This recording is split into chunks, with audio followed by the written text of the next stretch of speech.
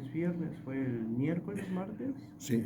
Un operativo de las fuerzas de seguridad brasileras de Río de Janeiro, específicamente la policía militar, que para todos los que hemos tenido la fortuna de viajar al Brasil y a Río de Janeiro, hemos visto que la seguridad está en manos, está militarizada, digamos. Esta policía militar da miedo de solo verlas pasar, ¿no? Son orangutanes armados hasta los dientes. Y que también hemos visto como tradicionalmente se han visto películas como La Ciudad de Dios o algunas al respecto que retratan la cotidianidad de muy Brasil. Recomendables. Pueden verla. Tropa de Élite también. Tropa de Élite, cómo actúan en las favelas, ¿no? Violentamente, evidentemente violando todos derechos humanos, y esto no fue la excepción, ¿no? De una lucha contra el narcotráfico que ahora viene encarada por la facción bolsonarista, como saben, que es la ultraderecha brasilera. Recordaremos que Bolsonaro ahora se encuentra preso, pero todavía tiene influencia a través de sus hijos en la política brasilera, y en Brasil gobierna ahora un gobernador, es Castro, que es seguidor del bolsonarismo, ¿no? Y que se caracteriza por sus políticas, pues, de corte muy derechosas y sobre todo muy violentas.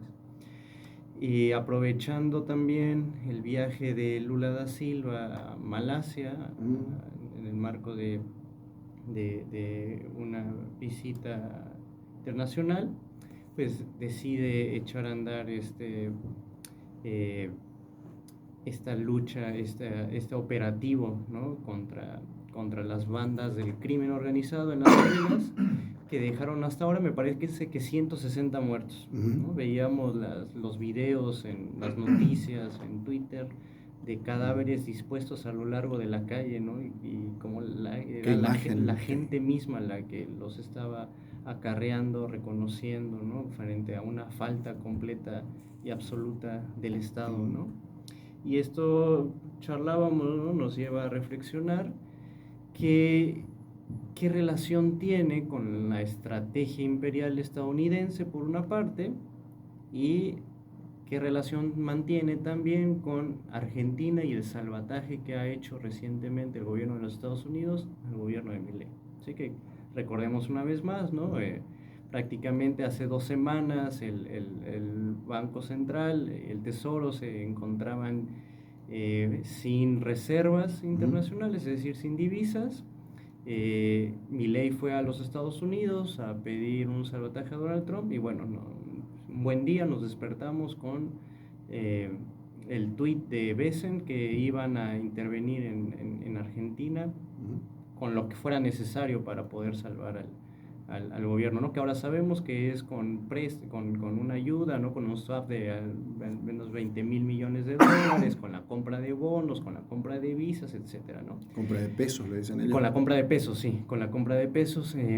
¿Y qué relación mantienen estos 3 planteos, ¿no? Porque nos parece que va en la misma lógica, una lógica de dominación imperial y de reorganización de la hegemonía estadounidense en América Latina, que un poco en algunos otros programas ya hemos desvelado, ¿no?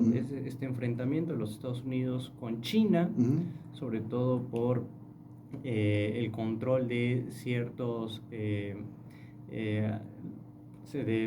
la administración de ciertos recursos, de ciertas vías comerciales, de las cadenas productivas, ¿no? Y que toma poder, toma relevancia y toma fisonomía en esta región latinoamericana, donde se encuentran en pugna estos dos grandes intereses. Pero antes de eso, quiero recordarles, antes de que pasara lo de la favela en Brasil, ¿no?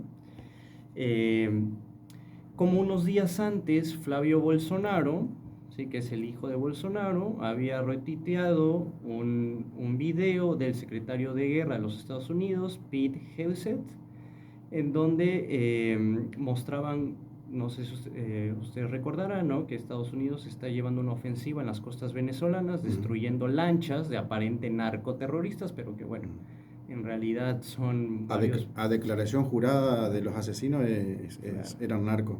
Sí, Muchos eran dicen narcos. hablan de que algunos eran lanchas pesqueras. Sí, muchos lanchas pesqueros, ¿no? E incluso aunque fueran narcos, ¿no? Sí. Están violando de toda La pena de muerte no derechos está... humanos, cualquier declaración, etc. Bueno, cuestión que Flavio Bolsonaro retuitea este video y dice, qué envidia. Yo he escuchado que hay botes, encima esto lo escribe en inglés, ¿no? Que hay botes como estos en Río de Janeiro, en la bahía de Guanabara, entrando a Brasil con drogas. Nos podrían, le dice al secretario de guerra, ¿será que por unos meses podrían traer esa ayuda hacia nosotros para luchar contra estas organizaciones terroristas? Se suma también que por ahí de unos días atrás, el 28-27 de octubre, el gobierno de Lula da Silva rehúsa encuadrar al Comando Verbelo, este grupo narcotraficante que actúa en las favelas, a declararlas como terroristas frente a un pedido de los Estados Unidos, ¿no? ¿Cuál es la relevancia que tienen estos dos sucesos? Como ya lo hemos visto anteriormente, parece que Estados Unidos actualmente, como ya lo había hecho durante otras etapas históricas, recordamos la invasión a Irak, que estuvo, entre otras cosas, legitimada por la lucha contra el terrorismo mundial. Ahí se inventaron, ¿no?, que existían armas de destrucción masiva y por lo tanto, en función de que se ponía la seguridad nacional de los Estados Unidos en cuestión, a intervenir, ¿no? Ahora vemos esta misma lógica para intervenciones en América Latina, digamos, ¿no?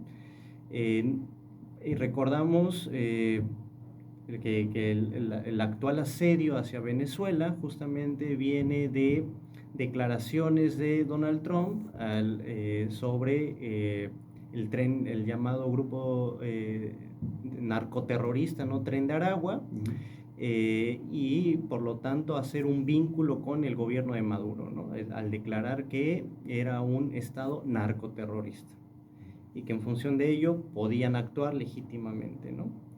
Ahora hemos visto también recientes declaraciones, por ejemplo en el caso de Colombia, incluso en el caso de México. En el caso de Colombia es incluso peor, ¿no?, en donde Donald Trump ha llamado directamente al Petro, al presidente Petro, como un narcoterrorista, ¿sí?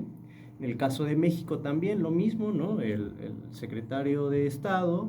¿Cómo eso nos genera crisis diplomáticas?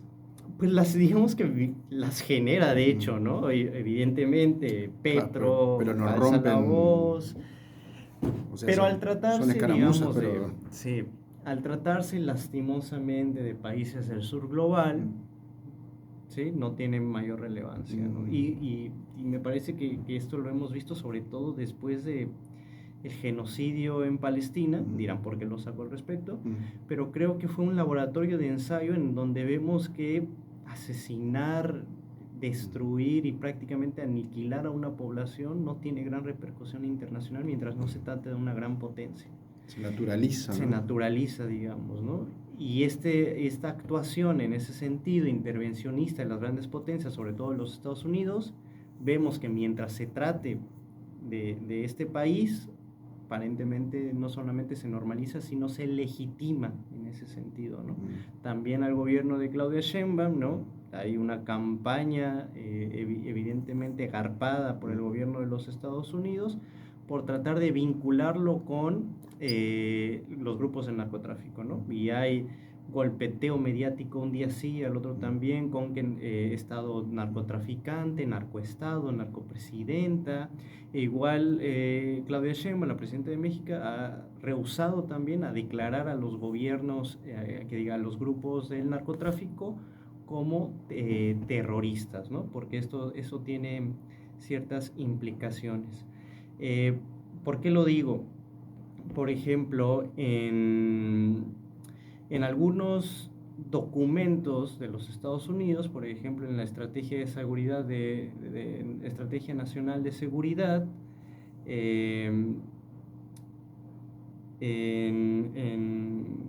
¿dónde más? En la En la Estrategia Nacional contra el Terrorismo del 2018, en la Estrategia Nacional de Seguridad de 2017 y 2022, es donde plantean, digamos, cómo orientan el uso de los instrumentos del poder para poder enfrentar amenazas globales y establecen marcos de cooperación y acciones contra el terrorismo, ¿no? Donde más recientemente, por ejemplo, el narcotráfico ha sido considerado como una actividad terrorista que pone, digamos, atenta contra la seguridad nacional de los Estados Unidos y que por lo tanto dispone de todos los medios para poder actuar en función. Es decir, este concepto o categoría que aparentemente puede ser, incluso hasta podríamos decir que bueno, ¿no? Que se les pueda denominar terroristas, porque realmente lo que hacen puede combatir, puede llamarse terrorismo, digamos, a primeras de cambio podría parecer bueno, pero cuando vemos las implicaciones que tiene, sobre todo en la doctrina de seguridad nacional de los Estados Unidos, vemos que es especialmente problemático. ¿Por qué? Porque abre las puertas para que Estados Unidos pueda intervenir incluso directamente a través del uso de su armada, ¿no? En estos países con el fin de lograr neutralizar y aniquilar cualquier organización terrorista. ¿Sí? Ahora te pregunto, vos estás haciendo un paneo de lo que pasa en el mundo y, viste, recién llegó de trabajar un compañero ahí en una obra, ayudante de obra, y preparó el mate y prendió FM Universidad, y vos le estás hablando de lo que pasa en Brasil, de lo que pasa en Estados Unidos, de lo que pasa en Venezuela, y el tipo que aparece, ¿y eso qué tiene que ver conmigo? Este es un programa de trabajadores, yo quería escuchar algo sobre si me va a mejorar el salario, me va a cambiar la vida, lo que me están contando, ¿en qué me modifica a mí? Claro, y ahí es donde va Te puso en una aprieta, ¿eh? No, y ahí es donde queremos llegar, digamos, vamos como de lo particular a lo general, a tratar de ver qué trama hay detrás de todo ello y una vez más desencadenar en la Argentina, ¿no? ¿Cuál es el objetivo general de la desestabilización de países que son como que mantienen cierta resistencia a los designios estadounidenses como Brasil, Colombia, México, que se ha utilizado, como ya vemos, esta categoría de narcoterrorismo como para poder intervenir y desestabilizarlo? Evidentemente lo que se busca es un cambio de régimen en estos países, un cambio de régimen hacia gobiernos que sean más acordes con la ideología estadounidense, no solo con la ideología estadounidense, sino con la penetración de los capitales estadounidenses en sus mercados, ¿no? ¿Por qué? Porque le recordamos a los trabajadores que nos están escuchando, actualmente existe una pugna internacional, ¿no? Fundamentalmente entre China y los Estados Unidos, digamos, por el control, digamos, de tanto ciertos recursos estratégicos como el comercio, etcétera, ¿no? Si queremos resumirlo, es más complejo que eso, digamos, ¿no? Y en la América Latina, los intereses tanto de uno u otro se encuentran también enfrentados. Por ejemplo, ¿no? En el caso de Brasil, lo que fundamentalmente pone en cuestión o pone en alerta a los Estados Unidos son las grandes inversiones en materia de puertos y de infraestructura para conectar el océano Atlántico con el océano Pacífico, estas grandes inversiones que se dan en Brasil, tanto en Perú, ¿no? Para que con ese objetivo China pueda dejar de depender del Canal de Panamá, ¿sí? Y el flujo, el caudal de comercio que pasaría, ¿no?, a través de ese corredor interoceánico que conectaría Brasil con Perú sería grandísimo, ¿no? Y pondría también en un aprieto a los Estados Unidos. Vos estás hablando de una obra de infraestructura terrestre, claro, que conectaría los dos. Que conectaría el puerto en Perú con el puerto de Brasil. Ya se estaría descartando el estrecho de Magallanes. Y también, sobre todo, el Canal de Panamá, que tiene control completo de los Estados Unidos, ¿no? Es decir, es una vía alternativa que estaría utilizando China, sobre todo ¿para qué? Para la extracción de los recursos y toda la serie de inversiones que tiene en América del Sur, tanto en Brasil y como en Argentina misma. Ahí es donde entra Argentina. Recordemos que Argentina, digamos, tanto Brasil y China, ahí a veces uno es el primero u otro es el segundo, depende, son los principales socios comerciales de la Argentina, ¿no? Sea Brasil o sea China. Y que sabemos que buena parte de la soja que se extrae acá, que se produce, va a parar a los mercados chinos, ¿no? Sobre todo es para la engorda de animales, es lo que se le conoce como el forraje, ¿no? Bueno, en ese sentido... Una nota de color, el canal de Panamá está quedando obsoleto y chico, amén de los problemas ecológicos que ya trajo a toda la región, ¿no es cierto? Entonces, los barcos ya son tan grandes que podrían ser el doble de grandes, pero están manteniendo ciertas medidas para poder pasar todavía por el canal de Panamá, pero están buscando la forma de que sea más rentable todavía el transporte vía marítima y, por supuesto, esta conexión interoceánica vía terrestre de la que estás hablando, que es una mega obra de infraestructura que habría que emprender. Y recordemos que, bueno, recién llegó Donald Trump, llegó directamente a decir que Estados Unidos debería volver a tener el control del canal de Panamá, porque por ahí pasan muchas de las mercancías que invaden el mercado estadounidense, ¿no? Entonces ya desde ahí es una pugna por el control de las zonas de comercio, ¿no? De los flujos comerciales. Y cuando hablas de penetración cultural, ¿viste? Se trata de cambiarle la cabeza a los trabajadores. Esto que pasó ahora este domingo, que le votaron a la derecha, que por supuesto la mayoría de los que le votó fueron trabajadores, que confían en que ¿viste? La derecha le va a mejorar su situación de vida. ¿Viste? Hubo una penetración ahí en esas mentes que confían, que de buena fe seguramente, confían en que les va a mejorar la vida laboral estas nuevas políticas que tratan de implementar, cosa que, ¿viste? Vos te ponés a leer un poquito, ponés a escuchar a gente como Diego, para que trate de dilucidar qué es lo que realmente están tramando, ¿no?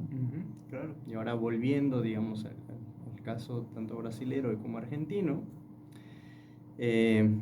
bueno, ahí estaban, ¿no? Las rutas comerciales. Por otra parte, Brasil es el tercer o cuarto país con reservas de tierras raras, más importante en el mundo. ¿Qué son las tierras raras? Son todos estos elementos de la tabla periódica que se utilizan para la construcción de artefactos, sobre todo tecnológicos muy importantes, como los radares, los chips, los semiconductores, los cuales le hacen falta a los Estados Unidos, y por otra parte también China tiene una gran producción de los mismos, ¿no?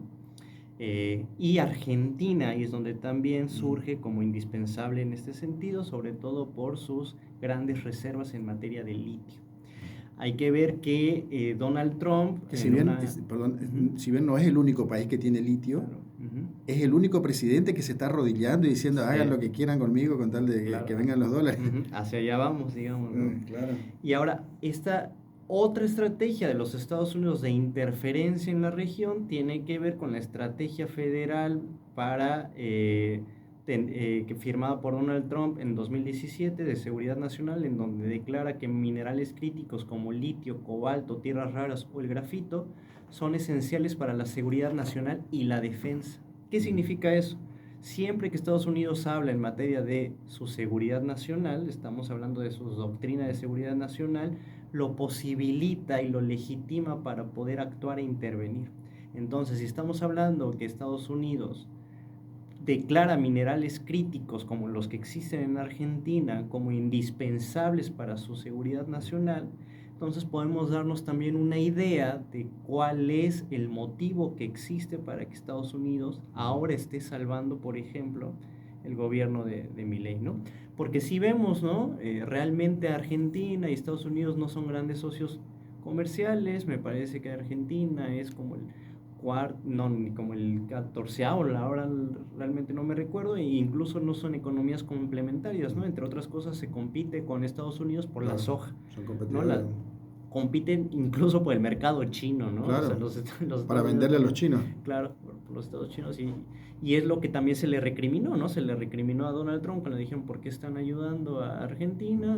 Los farmers. Sí, los farmers, ¿no? Que si acá los farmers estaban muy enojados, ahí fue cuando Trump le dijo, no, sí, ellos son unos muertos de hambre, ¿no? Sí. No pasa nada, ¿no? They are dying. Sí, que se están muriendo de hambre.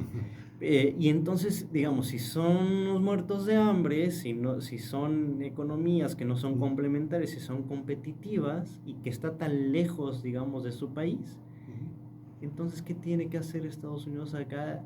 Y sobre todo, ayudando a que un gobierno como este, que es antiderechos, antileyes laborales, antiseguridad social, antilaburantes, se siga manteniendo. ¿Es acaso por su ideología, su afinidad ideológica? ¿No? Porque recordemos que Donald Trump, que Milei es un gran admirador de Donald Trump, él mismo se lo dijo, las primeras palabras cuando lo ve, ¿no?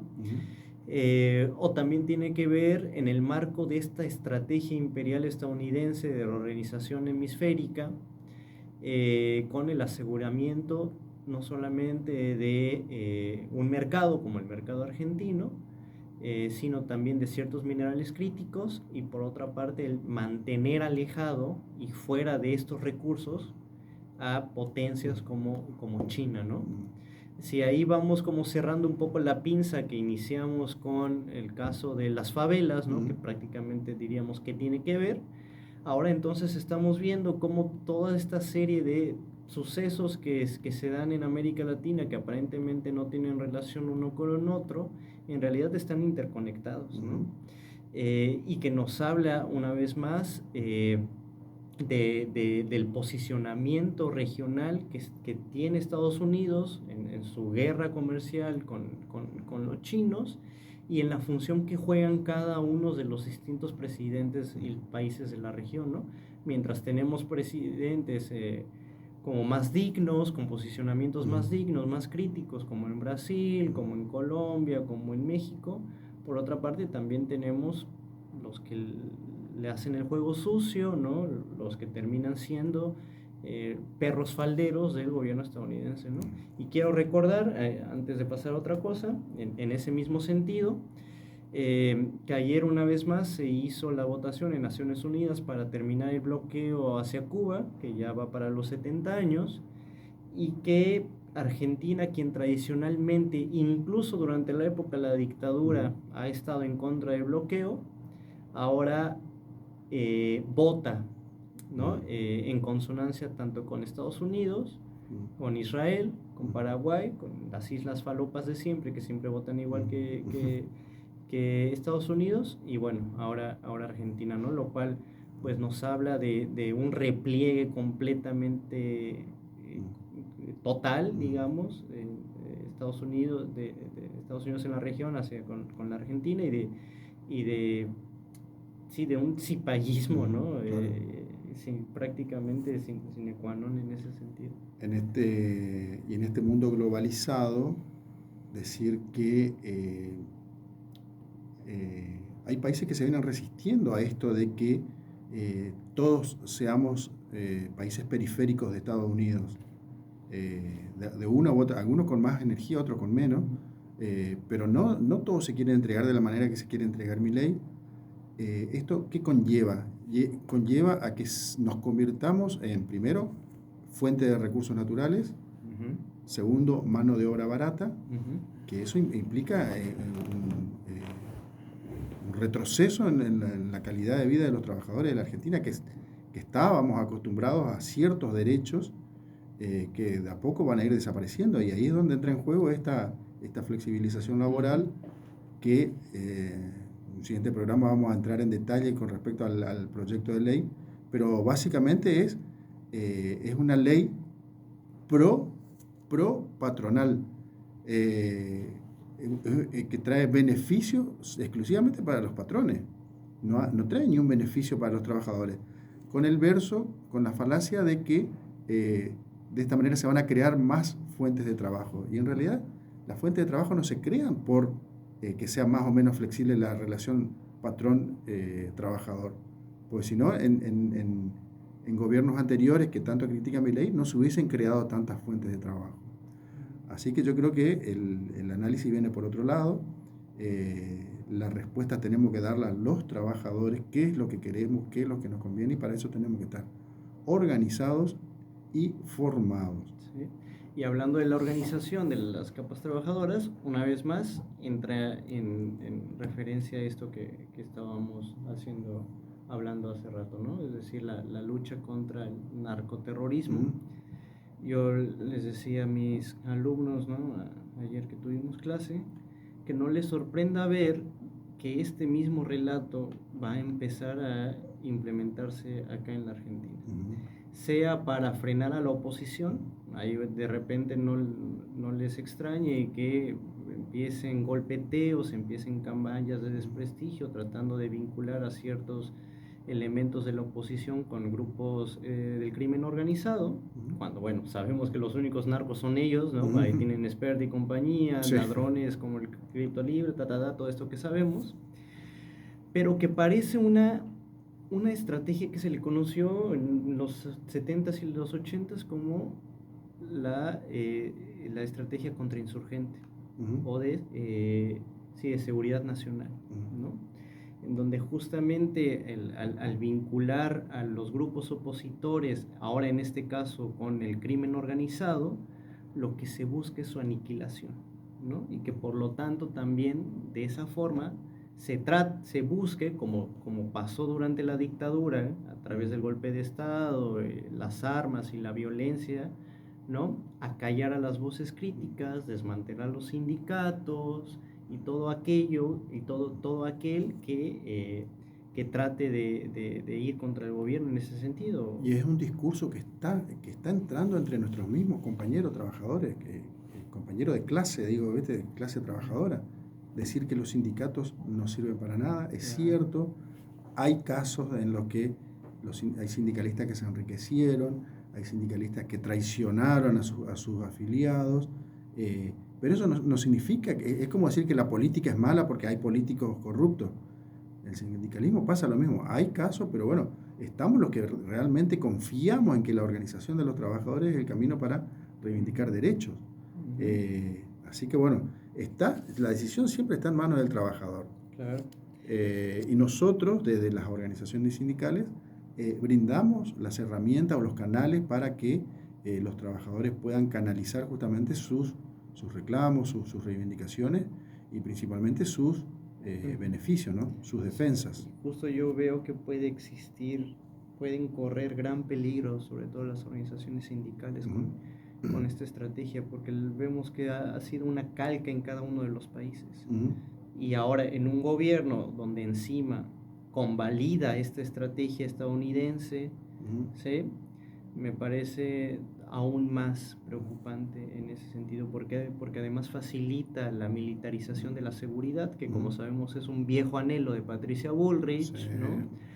Bajo la excusa de la lucha contra el narcoterrorismo. Esa es la excusa que están buscando tantito nomás para poder deshacerse, para poder proscribir la lucha sindical, la lucha por los derechos, y ahora sí, protestas en la calle, las protestas en las calles, y poder llevar a cabo su plan económico sin ninguna reticencias, ¿no? Y que, como tú lo has mencionado, ¿no? Van en el sentido de liberalizar el trabajo, pauperizar aún más a la fuerza de trabajo, y sobre todo abrirle las puertas a estas, entre comillas, grandes inversiones como son las Big Tech estadounidenses, ¿no? A que vengan a hacer usufructo de los recursos naturales, ¿no? Como lo dice el RIGI, ¿no? Que ni siquiera ni siquiera están obligados a comprar producción nacional, no están a contratar proveedores nacionales tampoco. A contratar proveedores, tienen exenciones de impuestos. O sea, beneficio para el país, nada. Beneficio para el país, según puestos laborales. Pero sabemos que las grandes Big Tech, o sea, lo que buscan instalar acá realmente son sus procesadores, ¿no? Que solo necesitan un buen clima y energía barata. En piloto automático. Y capaz por ahí algunos cuidadores, ¿no? Uno que otro ingeniero y nada más. y que justamente vengan eso una vez más a saquear los recursos naturales, fuerza de trabajo, y no dejar nada al país. Y justamente van en ese sentido porque eso es lo que busca Estados Unidos en la región. Minutos finales de la hora del 14 bis. Yo quería terminar el programa leyendo el pronunciamiento de la CTA Autónoma de Misiones ante el resultado de las elecciones legislativas. Uno dirá, ¿qué tiene que ver el sindicalismo con la política partidaria? Bueno, está todo relacionado. Este domingo 26 se realizaron en nuestro país las elecciones de medio término que fueron presentadas por el gobierno nacional como un plebiscito sobre su propia gestión. A pesar del brutal recorte de derechos conquistados, de la crueldad de la gestión de Milei, muestra hacia los sectores más vulnerables de nuestra sociedad y de los sucesivos escándalos que involucran a importantes figuras del gobierno nacional, la votación de este domingo ha demostrado que el proyecto político que lleva adelante La Libertad Avanza aún cuenta con el respaldo de importantes sectores de nuestro pueblo. También que una porción significativa de la ciudadanía optó por no concurrir a las urnas en la elección de más baja concurrencia desde 1983.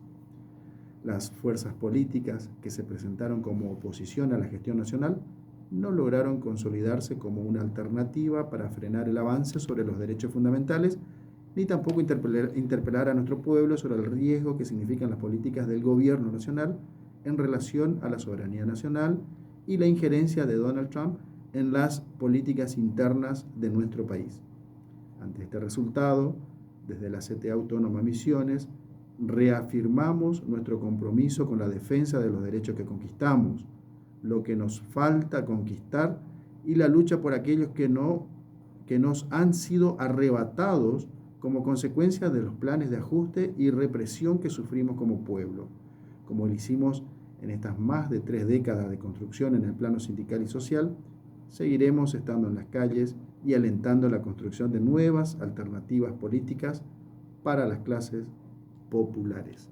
Mensaje entonces oficial de la CTA Autónoma Misiones ante el resultado de las elecciones legislativas.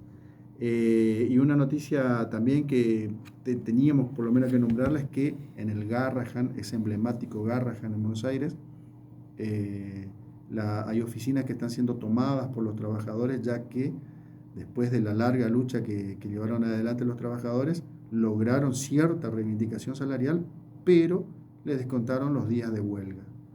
Así que ahora están peleando para que, viste, un trabajador que pelea para que le aumenten el salario, que le descuenten días de huelga, dice que hubo descuentos de hasta 500.000 pesos, 900.000 pesos en un caso, cosa que, viste, te quita un derecho humano que es el de comer todos los días.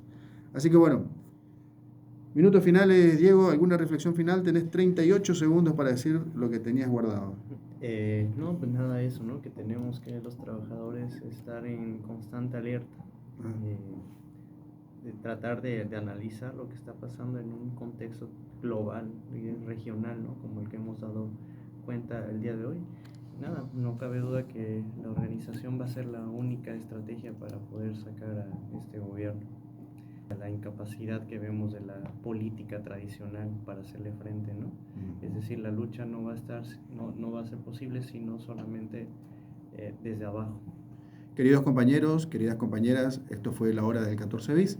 Nos encontramos el próximo viernes, 18 horas, por FM Universidad. Muchas gracias.